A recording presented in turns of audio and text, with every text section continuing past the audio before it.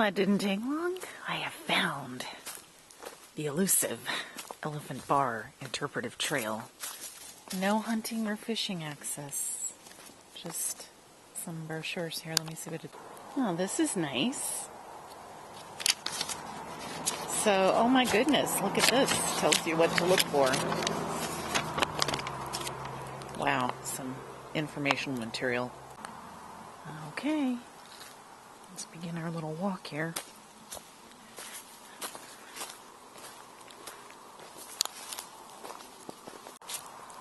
Reach up to grab a few aromatic leaves. This is an Oregon myrtlewood tree.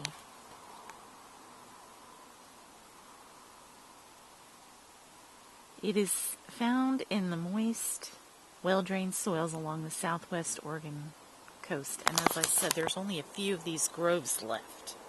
So, oh yeah, aromatic, huh? I don't know. Do they smell? They don't really smell to me, but okay. I don't know. Alright, continuing along here. Access watch. Okay. Oh, wow. Okay. Okay, so this is number 3, and this is God Wants You Creek, which seems a little dried up. This small creek is one of many that feeds into the Rogue River. Every year, the creek's course is altered due to annual rainfall and runoff. Okay, even with the abundance of people, animals such as elk, deer, rabbits, fox, squirrels, and various birds still thrive here. Note the beaver activity in the creek. Well, I don't really see any because I think the creek is kind of dried up. So, don't see any beaver activity, but it's still pretty.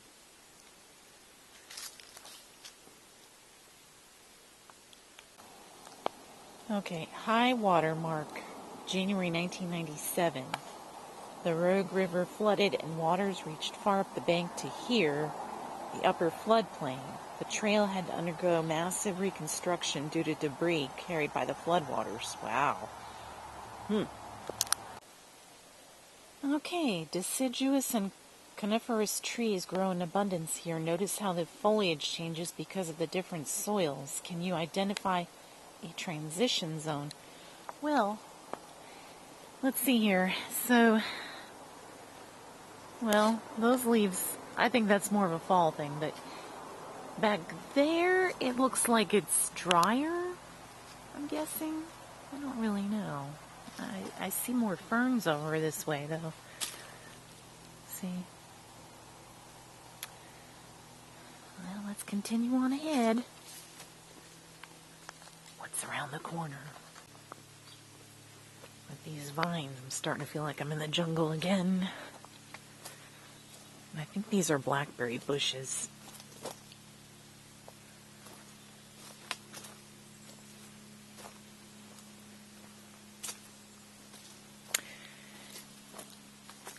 And I was right.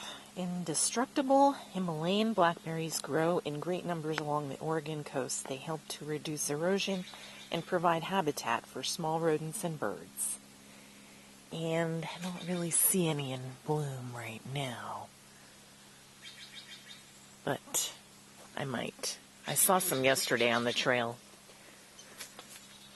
Oh, it's getting noisier. Lots of birds. Notice the large leaves of these plants called palmate coltsfoot. This plant was used by Quinault Indians in Washington as lids to cover large cooking pits. What in the world are they talking about? Okay, large leaves. Well, I don't really see any large leaves, do you?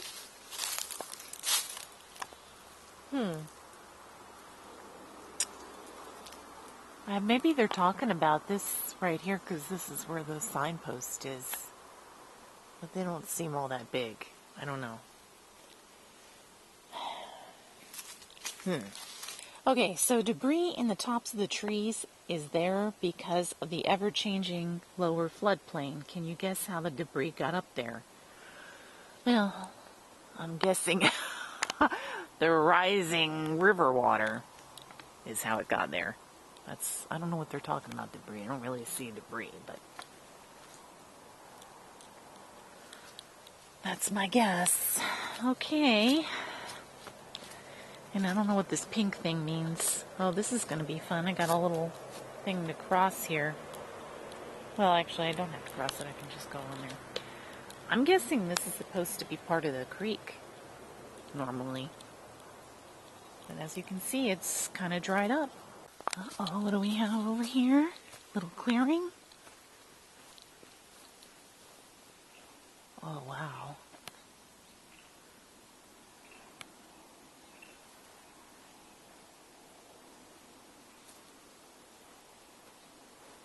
Nice. Oh, there's some berries right there. I don't think they're quite ripe or fully developed yet.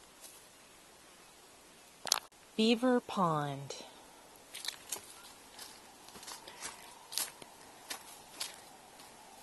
This pond was created by the flood of January 1997. A variety of creatures now live in this valuable habitat. They include western pond turtles, otters, beavers, and great blue herons. Now, do you see anything in there? Because I don't. But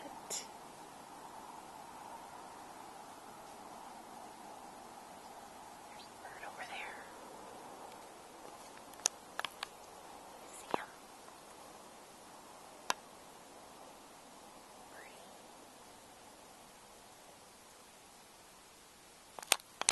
Well, I don't really see anything other than a dragonfly.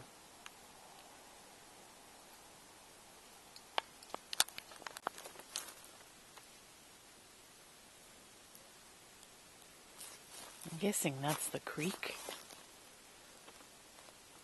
I don't know.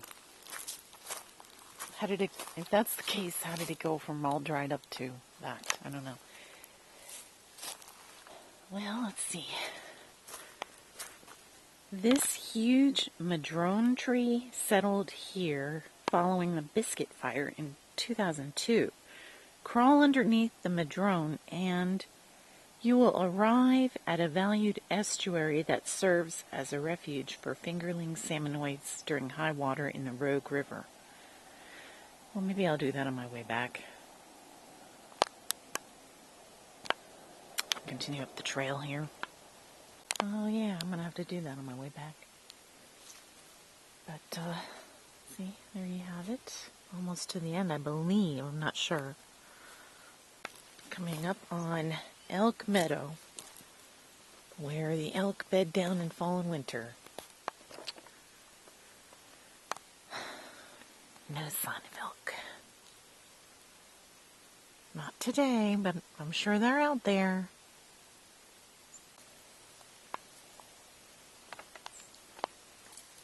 I don't know what kind of bird that was. It was green.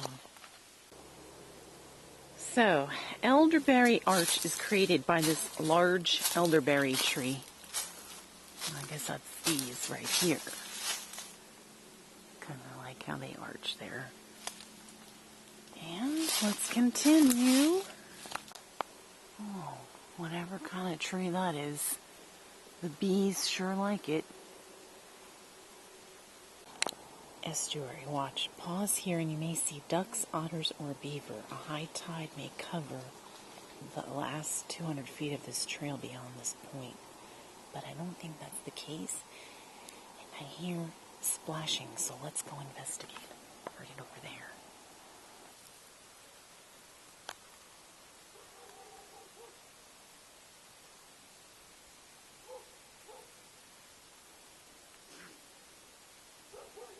I think it was a duck. But my crunching must have scared him off. Well, I think I've reached the end of the trail, unfortunately. I was hoping to see more wildlife, but maybe I will on the way back. Well, I almost missed this. You know what that is, right? I'm guessing it's a bat house. But maybe it's for birds, too. I don't know. Well, I crawled underneath the tree. I'm going to head up here, see where it goes.